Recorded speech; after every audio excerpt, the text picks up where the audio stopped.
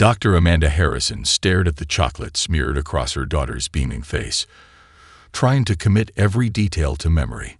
6 candles flickered on what remained of the birthday cake, casting dancing shadows across Emma's features in the dimly lit dining room. "Make a wish, sweetie," Amanda said, pushing aside the gnawing guilt that she'd missed the last 2 birthdays due to work. This time would be different. She'd specifically blocked off the entire weekend for. Her phone buzzed, then buzzed again, and again. Emma's face fell slightly. "It's work, isn't it?" Amanda grabbed the phone to silence it, but the caller ID made her pause. "Priority ALPHA, DSM VURESH." In 15 years running NASA's Deep Space Monitoring Division, she'd never seen that code. "I'm so sorry, baby. I just need to check." "It's okay, Mom." Emma's forced smile broke Amanda's heart. "I know it's important." Amanda stepped into her home office, closing the door behind her. Her hands trembled slightly as she accepted the call. "Dr. Harrison, you need to see this." Dr. Rodriguez's voice crackled with barely contained excitement. The quantum array picked up something impossible. She pulled up the secure feed on her laptop. The data streaming across her screen made her sink into her chair. "This can't be right. The energy signature is off the charts, yeah. Whatever this is, it's using technology that shouldn't exist. At least not according to our physics." Amanda's fingers flew across the keyboard, running verification algorithms. Location: Kuiper Belt, about 40 astronomical units out. And doctor, it's damage. The energy fluctuations suggest severe system instability. She was already reaching for her go-bag. "Alert the Pentagon. I'm on my way." "Already done." "And Mom, they said they've been tracking it too, through different channels." Amanda froze. "What do you mean, different channels?" "Apparently every major military power on Earth has been watching this thing. The Chinese spotted it first, then the Russians. Everyone's been quiet about it until now."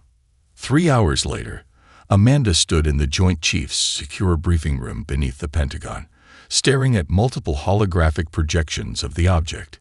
Each feed came from a different nation's military satellites, and each told the same impossible story. "It's definitely a ship," General Matthews said, his weathered face illuminated by the holographic displays. "And it's not alone. We've detected at least 3 smaller vessels accompanying it."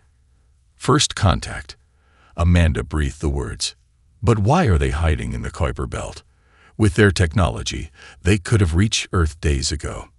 Unless they don't want to be seen." Colonel Patricia Winters from Military Intelligence stepped forward. "The damage patterns suggest weapons fire. These ships are running from something." A junior officer burst into the room. "Sir, we're detecting power spikes from the largest vessel. They're charging weapons systems."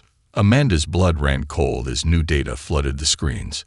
The ship's energy signature had changed, becoming more focused, more deadly. "Those aren't just weapons," she whispered. "Based on these readings, a single shot could level a city." "They're broadcasting," someone shouted. Holographic displays flickered, and a face appeared that made Amanda's scientific mind reel. The creature was humanoid but clearly alien, with crystalline skin that seemed to shift colors as it moved. Its voice, when it came, was perfectly translated into English. "Primitives of Earth," it said, managing to sound both bored and threatening. "Your planet has been chosen as our new sanctuary. Resist, and we will demonstrate the power of true civilization. You have 1 hour to submit your surrender through your primitive communication channels." The transmission cut off, leaving the room in stunned silence. General Matthews was the first to speak. "Dr. Harrison, how much of their technology can you decode?" Amanda was already deep in the data streams, her mind racing with possibilities. "Give me 24 hours. "But General, they made a crucial mistake." "Oh," a fierce smile crossed her face. "They think we're primitive, which means they won't be looking for our newest quantum satellites, the ones that can crack their shield frequencies." And they don't know about Operation Sleeping Giant, Colonel Winters added with a grim smile. Exactly. Amanda thought of Emma, still waiting at home with her birthday cake. They chose the wrong planet to threaten.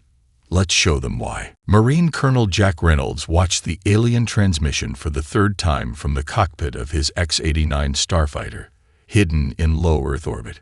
The experimental craft's stealth systems made it invisible to even the most advanced Earth-based sensors. Against alien tech, though, that remained to be seen. Run it again, Araya, he commanded the ship's eye. Analyzing transmission patterns, Colonel. Araya's voice was calm, methodical.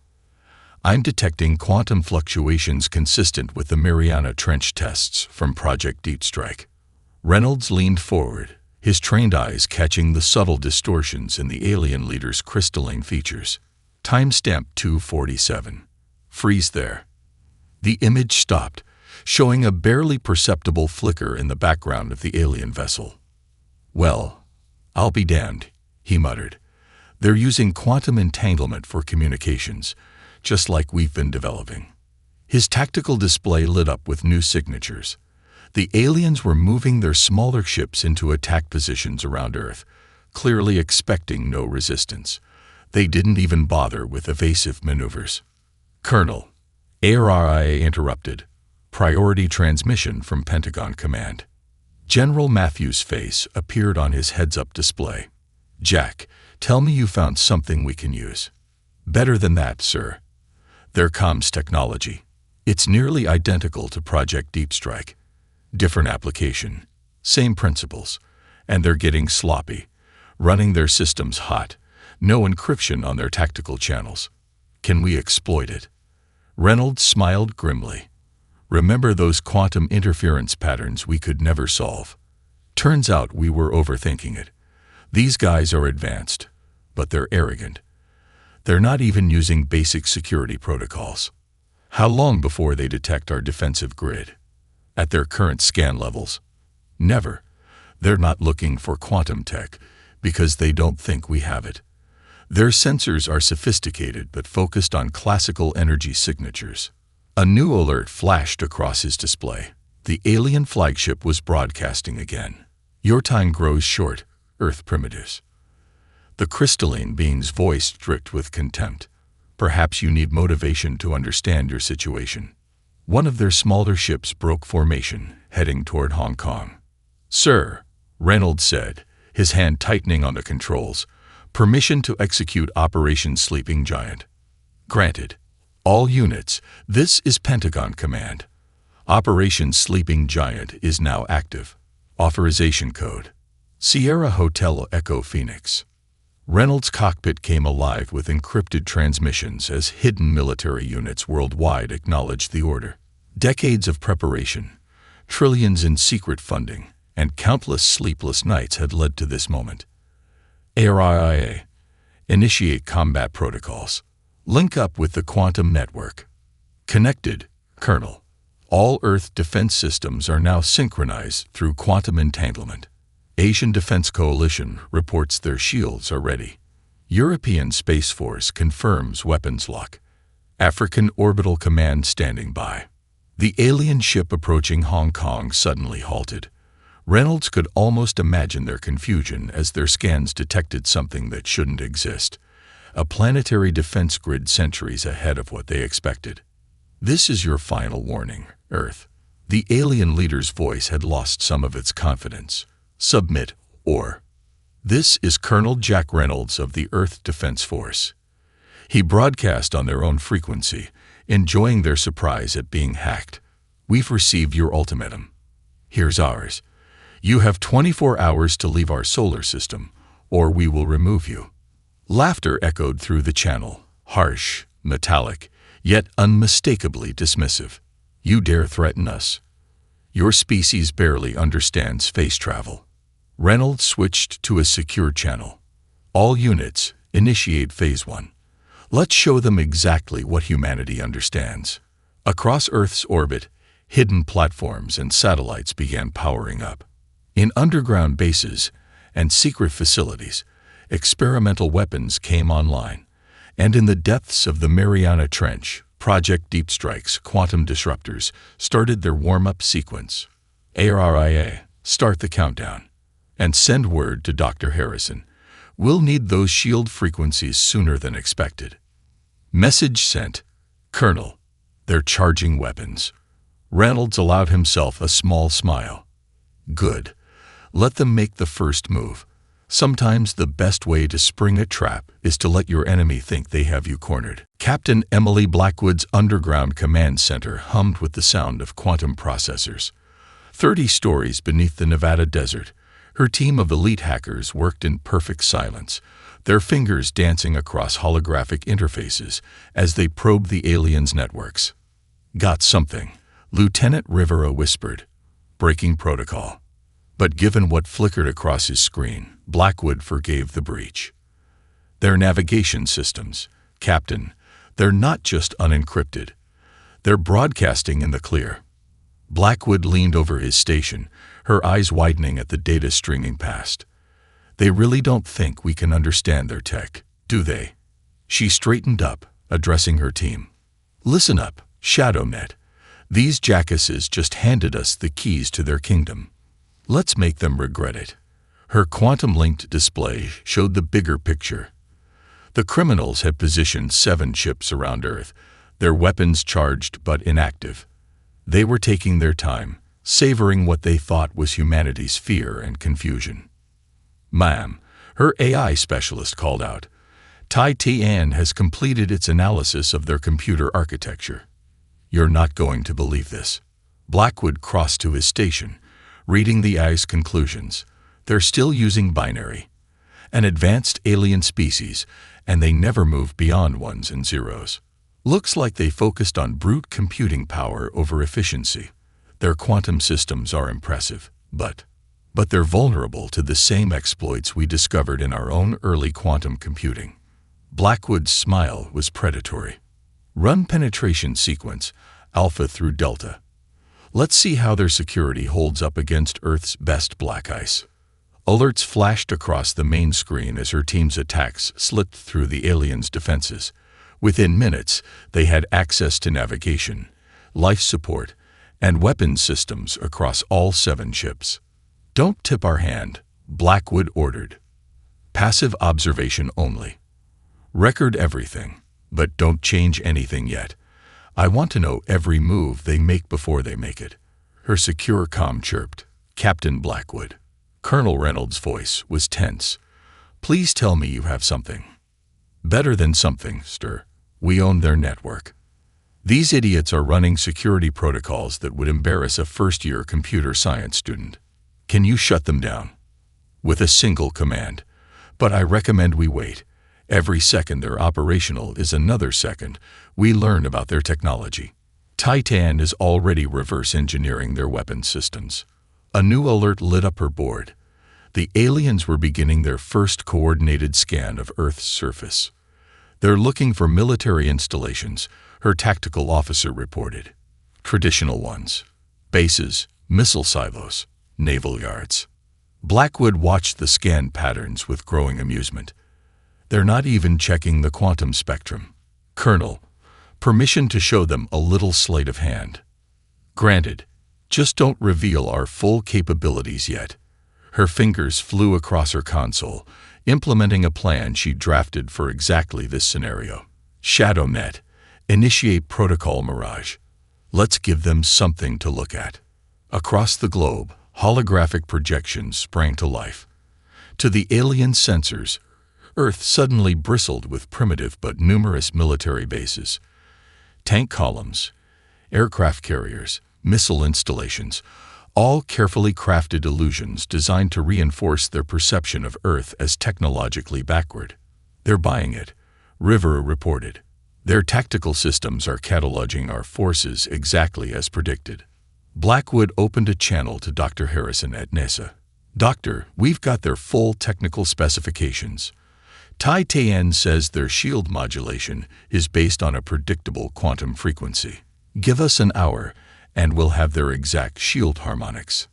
Excellent work, Captain. Harrison's voice carried equal parts pride and determination.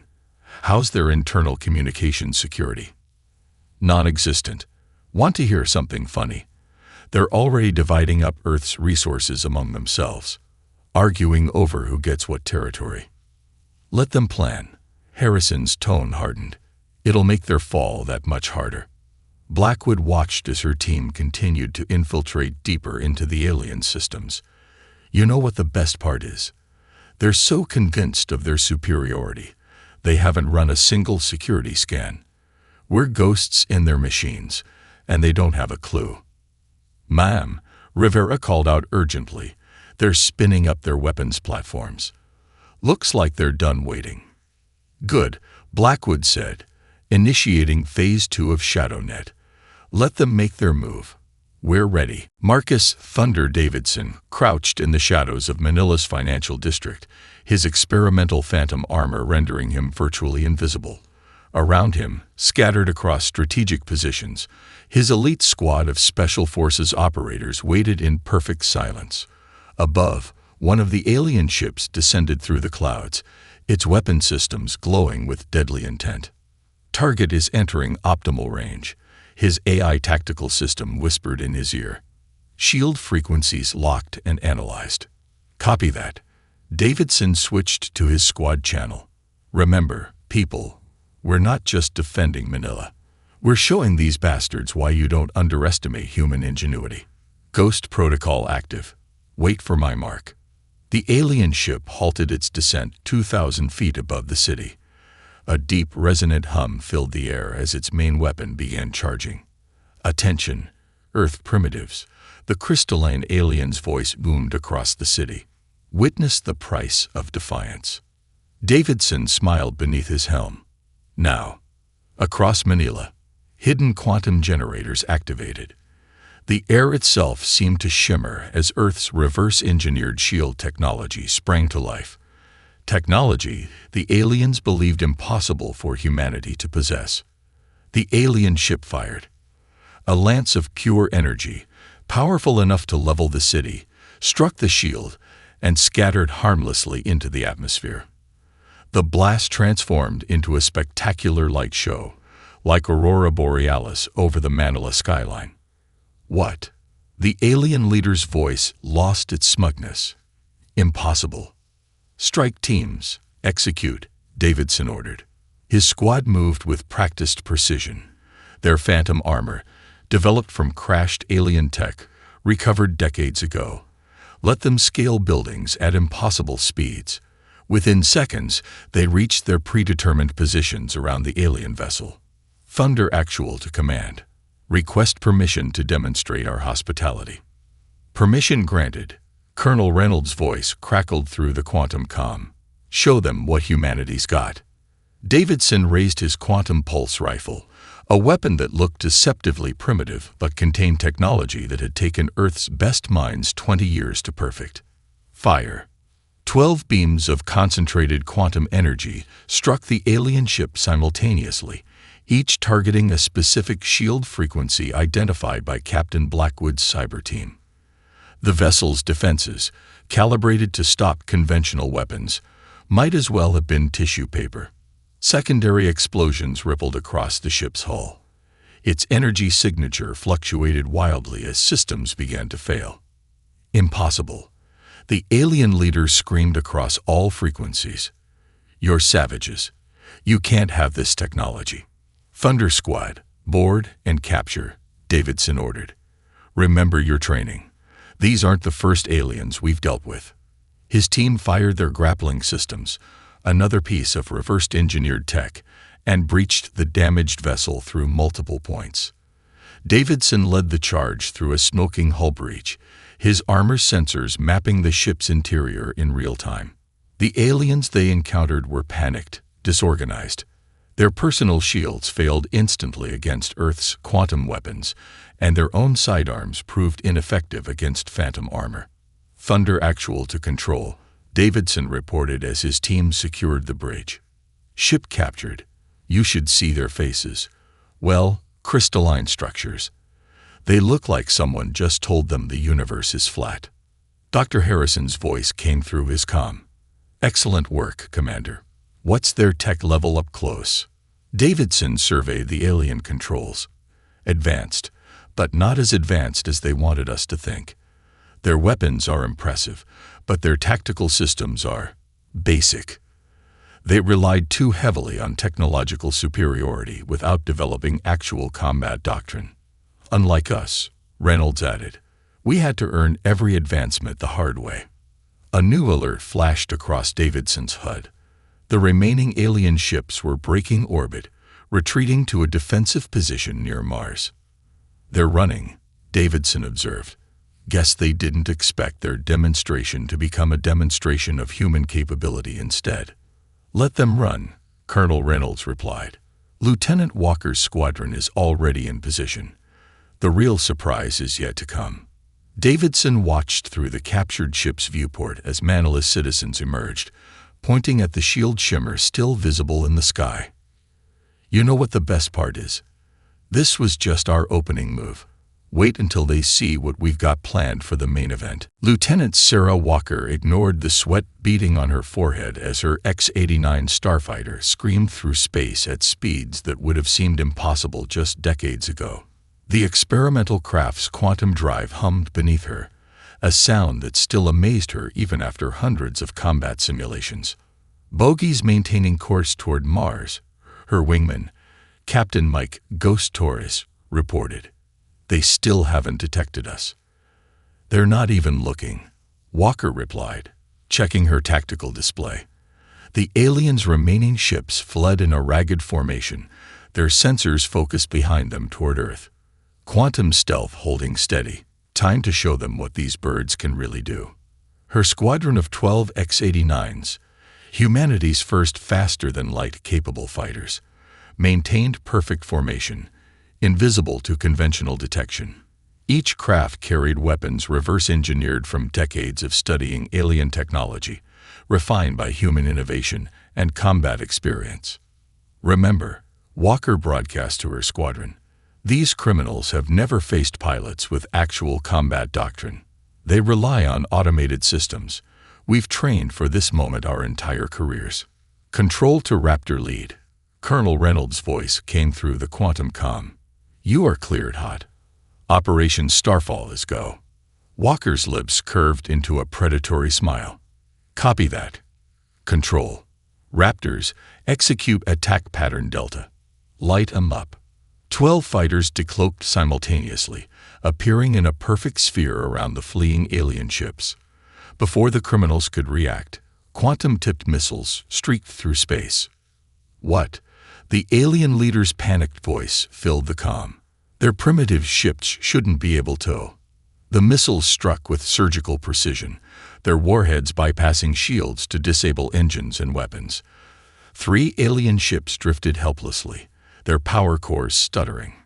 Break and engage, Walker ordered, throwing her fighter into a maneuver that would have liquefied a pilot without advanced inertial dampeners. Her squadron scattered in practiced formation, becoming harder targets while maintaining overlapping fields of fire. The remaining alien ships finally responded, energy weapons lighting up the void. But they fired at where human fighters would have been using conventional engines, not where Walker's squadron actually was. They're using basic pursuit curves, Ghost reported, his voice steady as he effortlessly evaded their fire. No adjustment for quantum mechanics at all. These guys really don't understand space combat. Walker barrel rolled her X-89 through a gap in their formation, her targeting computer identifying critical systems that Captain Blackwood's cyber team had discovered. Raptors, target these coordinates. Let's show them how humanity fights in space. Precision beam weapons fired from multiple angles, slicing through the aliens' supposedly impenetrable shields. Walker's tactical display showed confusion in their formations as they tried to adapt to combat techniques they'd never encountered. This is impossible. The alien leader's voice cracked with disbelief. Your species only achieved spaceflight in the last century.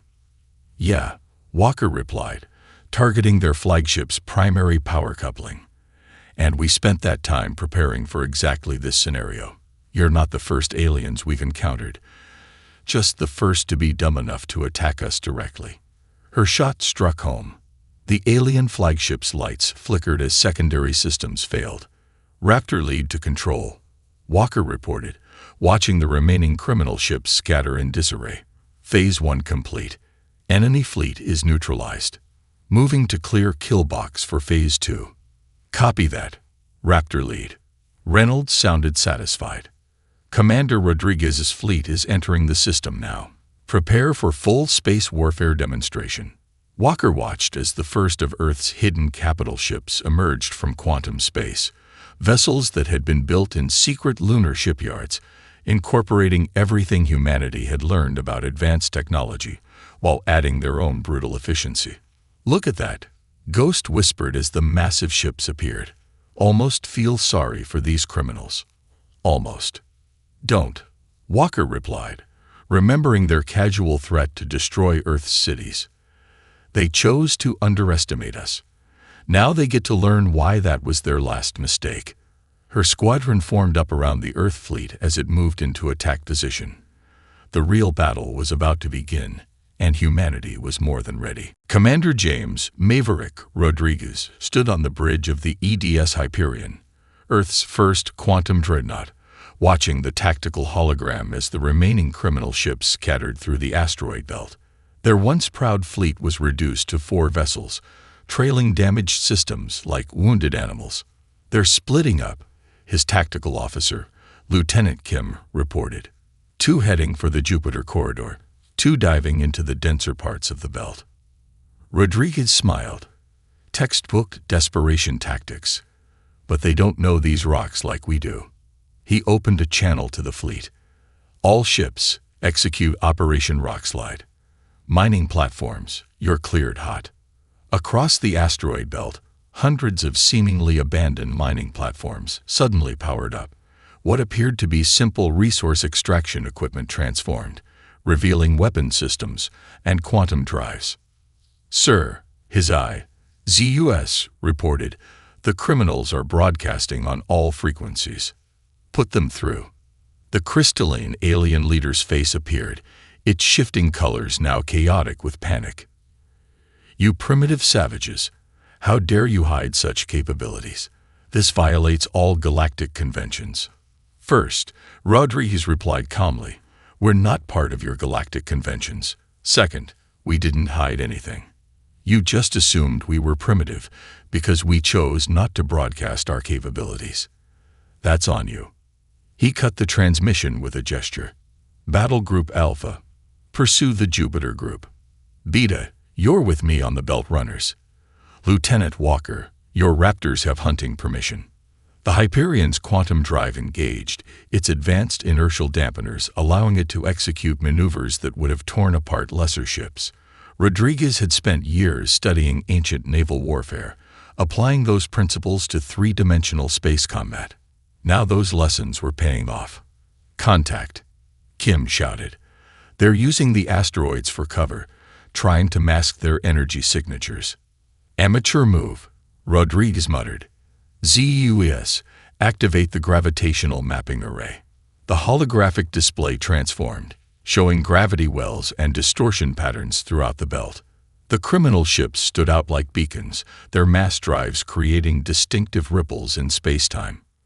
"Target locked," Kim reported. "They're charging something big." "Sir, energy readings are off the scale." "They're getting desperate," Rodriguez observed. "All ships, execute Pattern 7. Show them why humanity's space warfare doctrine is superior to raw firepower." His fleet split apart with practiced precision, each ship moving in perfect coordination. When the criminals unleashed their weapon, a massive energy wave that would have vaporized a conventional fleet, Earth's ships were already gone, using micro-jumps and asteroid gravity wells to evade. "Return fire," Rodriguez ordered. "Protocol hammer and anvil." Earth's ships emerged from multiple vectors simultaneously, their quantum weapons targeting specific frequencies identified by Captain Blackwood's cyber warfare team. The criminal shields, designed to stop brute force attacks, were useless against Earth's precision strikes. "Sir," Kim's voice carried a note of triumph.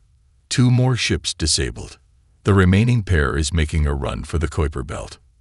Rodriguez watched as Lieutenant Walker's fighter squadron herded the fleeing ships exactly where he wanted them. They never learned, he said quietly. All those advanced weapons, and they never learned basic tactics.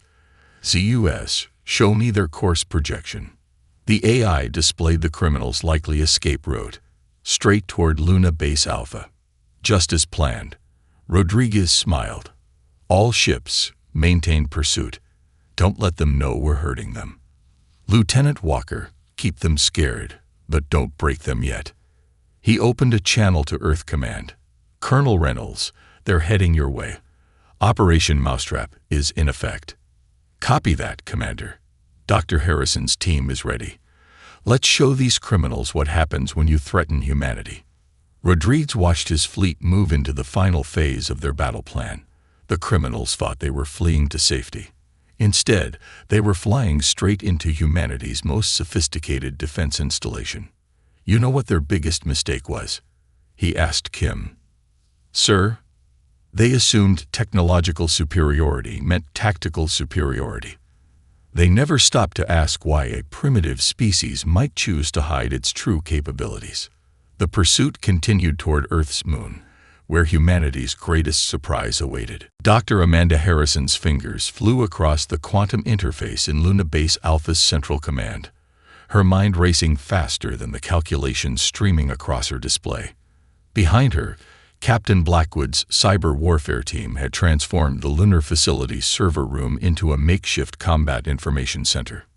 Neural disruptor at 90%, Harrison announced, watching the experimental weapon's power curve climb. Captain, how's their encryption looking? Blackwood's smile was visible even in the dim light of her holographic displays. Down to their last firewall. These criminals really thought quantum computing was just about processing power. They never considered that we'd develop entirely new programming paradigms. The massive underground chamber shuddered slightly as Colonel Reynolds' ground forces moved into position. Luna Base Alpha, hidden beneath the moon's surface for decades, was humanity's ultimate trump card, a fortress that combined every technological advancement Earth had secretly developed. Multiple contacts, the sensor officer shouted. 2 criminal vessels entering lunar space. They're damaged, but their weapons are hot. Harrison watched the tactical display as Commander Rodriguez's fleet emerged from quantum space, boxing the criminals against the moon's surface. Lieutenant Walker's fighters moved with surgical precision, cutting off every escape route. They're scanning us, Blackwood reported. Finally found our quantum signatures, reading massive power spike. They're charging their super weapon. The criminal leader's voice boomed through every channel, tinged with desperation. You think you've won. Our final weapon can crack your moon in half. Surrender now or... Oh, shut up, Harrison muttered, initiating the neural disruptor's firing sequence. Colonel Reynolds, you're cleared to engage. The moon's surface seemed to ripple as hidden weapon platforms emerged from countless craters. The criminal sensors, finally detecting Earth's full military presence, showed readings that made their crystalline features fracture with shock. This is Colonel Reynolds. His calm voice cut through all frequencies. In case you're wondering, yes, we've been building this base since we first detected alien signals in the 1950s. Humanity's paranoia served us well. Fire when ready. The neural disruptor fired. Not a conventional weapon, but a precisely calibrated quantum beam that interfaced directly with the criminals' neural networks. Their bodies, engineered to interface with their advanced technology, betrayed them. Ship after ship lost power as their crews found themselves unable to maintain basic motor functions. Direct hit, Blackwood shouted. Their neural patterns are destabilizing exactly as predicted. Main computer cores are... Wait, what are they doing? The criminal flagship's power core suddenly flared to impossible levels. They're trying to overload their systems, Harrison realized. They'd rather destroy themselves than be captured. Not happening, Reynolds growled. Ground teams, execute breach protocol Alpha. Davidson's Special Forces teams, already in position around the disabled ships, breached their hulls simultaneously. Within moments, the criminals found themselves facing soldiers in phantom armor who had trained for years for exactly this scenario. Command center secured, Davidson reported minutes later. You should see their faces, Dr. Harrison. They really thought we were just lucky primitives who reversed a few basic technologies. Harrison approached the captured criminal leader, whose crystalline form had lost its luminescence. Would you like to know your biggest mistake? She asked quietly. The alien managed a defiant glare. You hid your true capabilities, violated all protocols. No, Harrison corrected.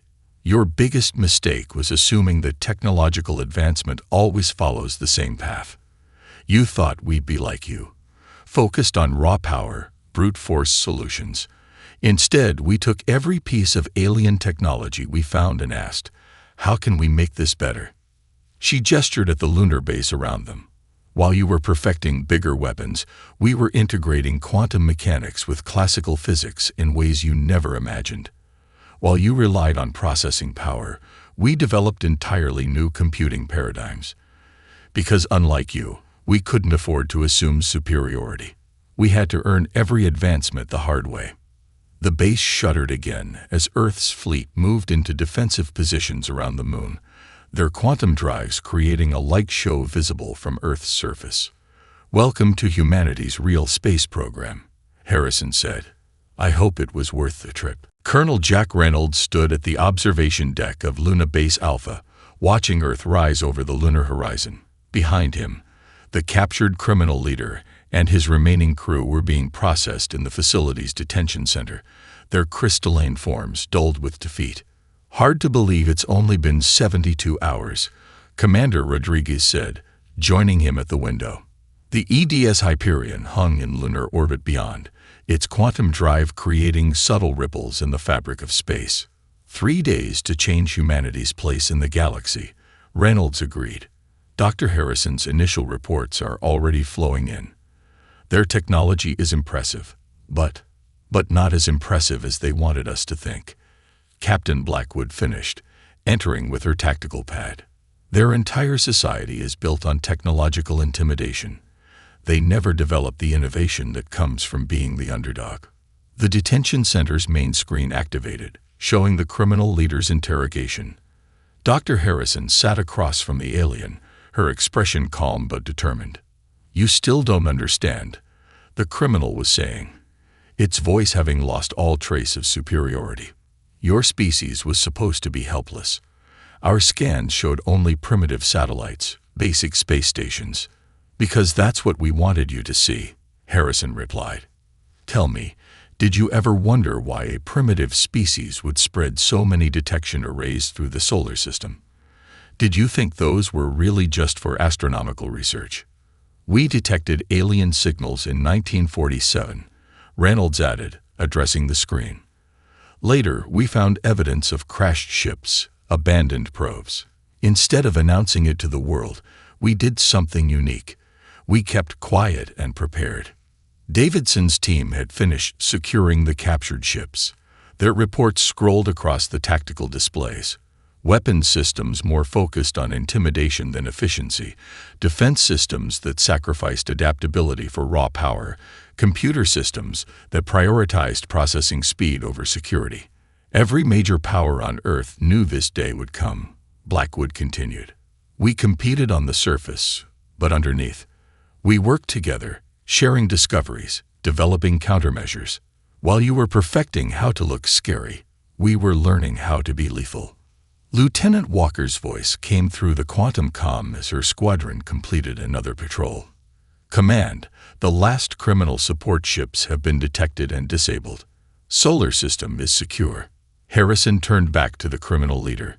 You want to know the real difference between us. You evolved in a galaxy where technological superiority meant everything. We evolved on a planet where adaptation meant survival. You learned to dominate. We learned to improvise. Reynolds watched as Earth's combined fleet moved into defensive formations around the moon. Ships that had been hidden in asteroid bases underwater facilities, and secret lunar shipyards now proudly displayed their true capabilities. Signal from Pentagon Command, Rodriguez reported. They're ready to make the announcement. On Earth below, governments worldwide prepared to tell their citizens the truth about the decades of preparation, the secret technological advances, and humanity's new place among the stars. You know what the best part is? Reynolds asked the criminal leader through the screen. We're still not showing everything we can do. That's another lesson we learned from Earth's history. Never reveal your full capabilities. Harrison stood, gathering her data. Your ship's quantum core alone will advance our research by decades. Not because it's more advanced than what we have, but because it shows us a different approach. That's humanity's real strength. We learn, we adapt, we improve. The criminal leader's crystalline form seemed to shrink. The galaxy will know of this. Others will come. Let them come, Blackwood said, her voice hard. Thanks to you, they'll know exactly what happens when you underestimate humanity. And thanks to your technology, we'll be even better prepared. Reynolds turned back to the Earthrise, its blue glow promising a new era for his species. You know what they say. The best defense isn't superior technology or overwhelming force. It's making sure your enemies never know just how dangerous you really are until it's too late. Behind him, humanity's first captured alien ship stood as silent testimony to that truth, while ahead, the stars beckoned with new possibilities and challenges. Earth was ready for both.